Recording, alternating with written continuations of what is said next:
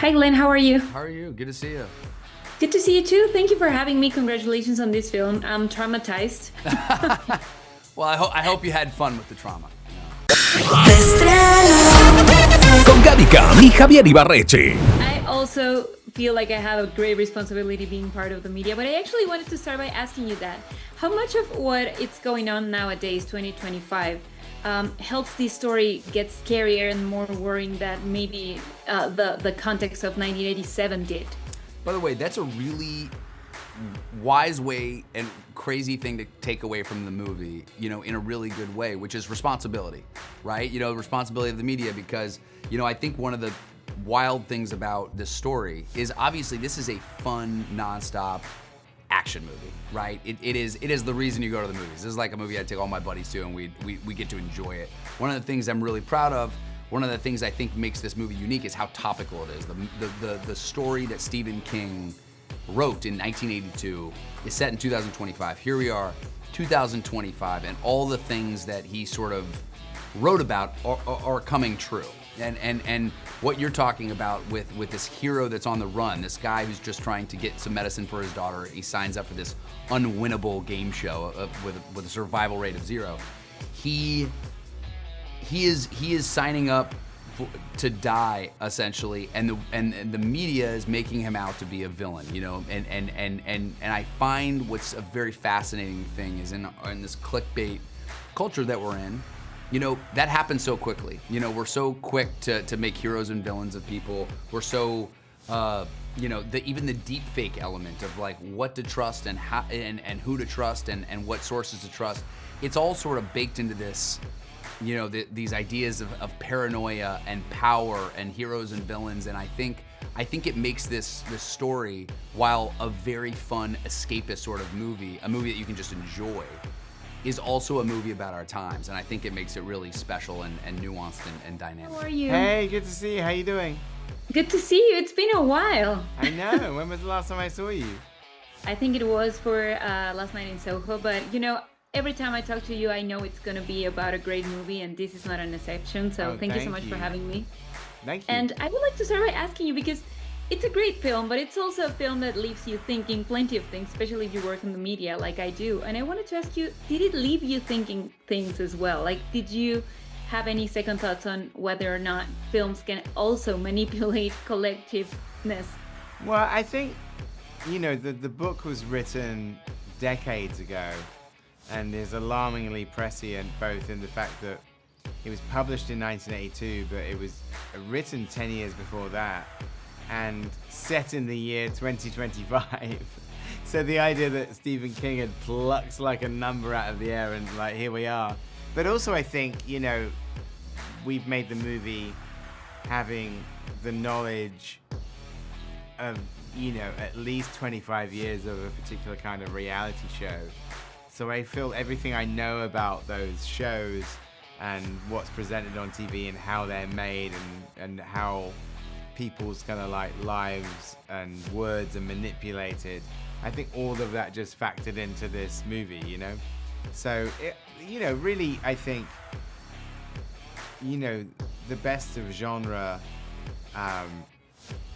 is about holding up a funhouse mirror to where we're living right now.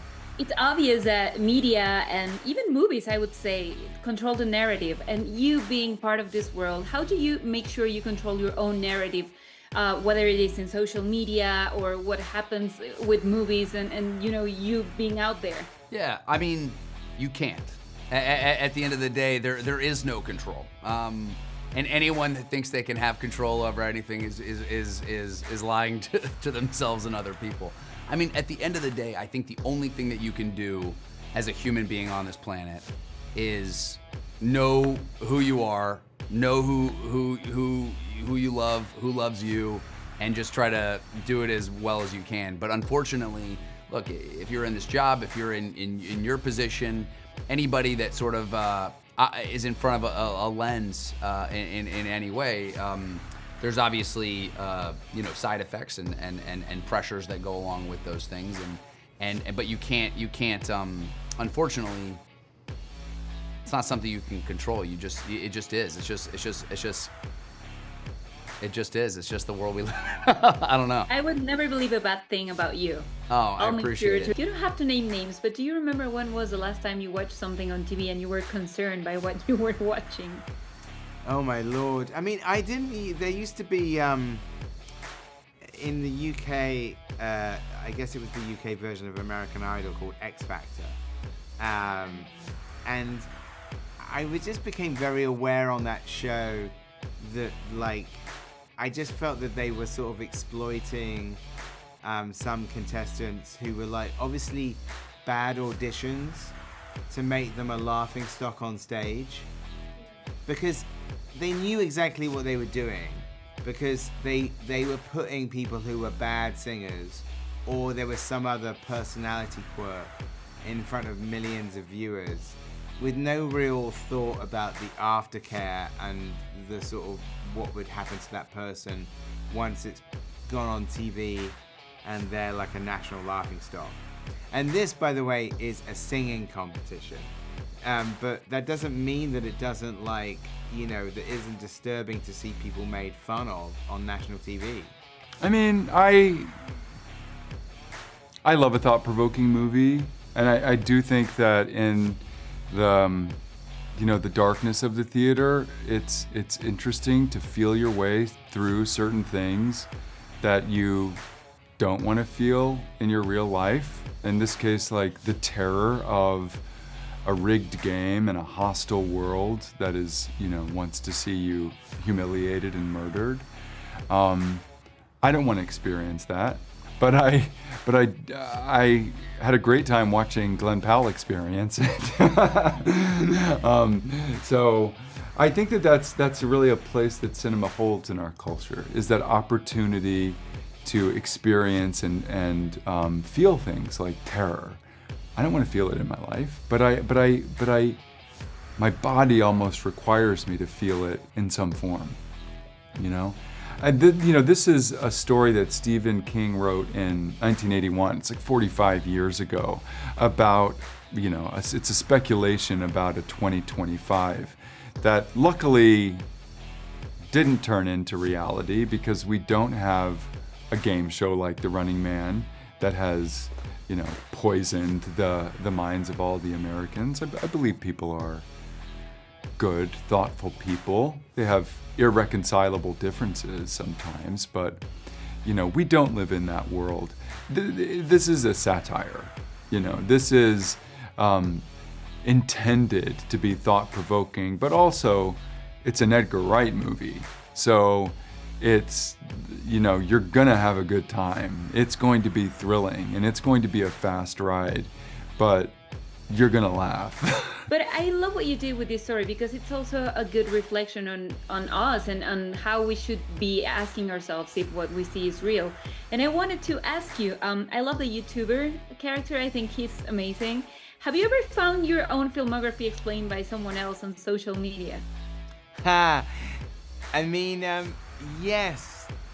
I mean, not more. I mean, I know there are things out there. I don't necessarily watch all of them, because I feel a bit weird watching things about myself. But I remember there was that nice essay called Every Frame a Painting, where they did like a sort of an essay about me. But then I remember I met somebody in the industry who said, "Oh, I enjoyed your video, Every Frame a Painting." And I said, "Yeah, I didn't make that." I said, "I'm not that immodest, I promise, that I would make a video about myself." So yes, I have seen some of them, yes. You should create an undercover character just to explain it yourself. That would be great. I really don't want to.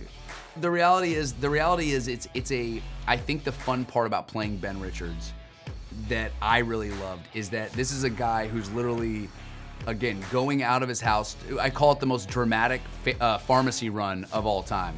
He literally goes out to just get his daughter some medicine, signs up for this unwinnable game show, is hunted by the entire planet. They trash his reputation, they villainize him, and he ends up becoming the leader of like an entire movement. And you're like, it's just a great story. It's like it has the same DNA as stuff like Gladiator or Braveheart, you know, like these just big epic stories that start from these like wonderfully humble beginnings. But the craziest part is I just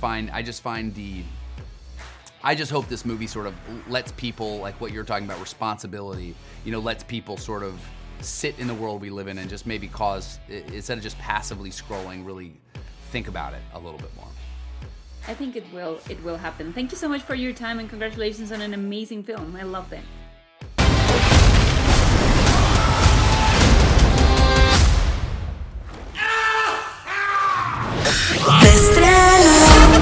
Con Gaby Cam y Javier Ibarreche.